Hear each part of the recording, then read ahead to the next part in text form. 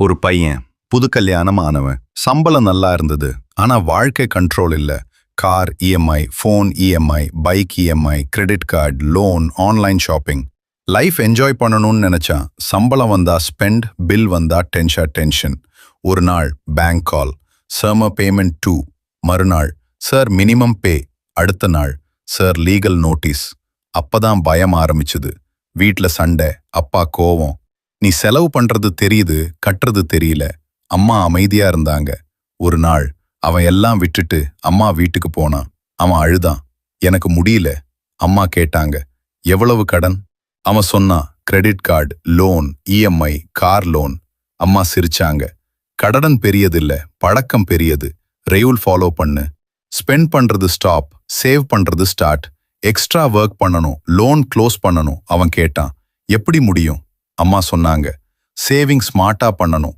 டே 1 ₹10 save, டே 2 ₹20 save, டே 3 ₹30 save.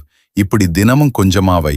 Salary வந்த உடனே 50% செலவு, 30% தேவையானது, 20% சேவிங் / லோன், க்ளோஸ் கேஷ். இல்லனா வாங்காதே, ஆஃபர்க்காக வாங்காதே.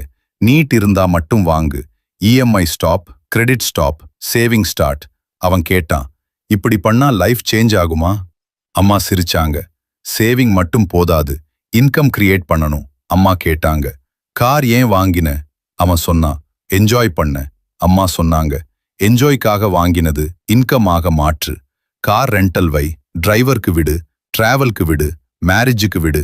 இஎம்ஐ கார் கட்டணும், கார் உன்ன கட்டக்கூடாது. அவன் ட்ரை பண்ணா, கார் ரெண்டல் அட்டாச் பண்ணா.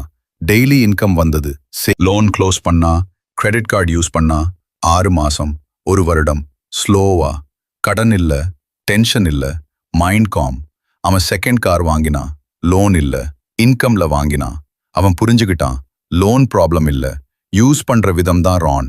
சேவிங் இல்லனா ஃப்ரீடம் இல்ல, இன்கம் இல்லனா லைஃப் இல்ல. அசெட் வாங்கினா இன்கம், ஸ்டேட்டஸ்க்காக வாங்கினா டென்ஷன். லைஃப் சேஞ்ச் ஆகணும்னா ஸ்பெண்ட் குறைச்சிக்கோ, சேவ் அதிகப்படுத்து, இன்வெஸ்ட் பண்ணு, இன்கம் கிரியேட் பண்ணு. மணி உன்னோட வேலை பண்ணணும், நீ மணிக்காக இல்ல. இதுதான் மணி சீக்ரெட். மணி சீக்ரெட் தமிழ். சப்ஸ்கிரைப் பண்ணுங்க.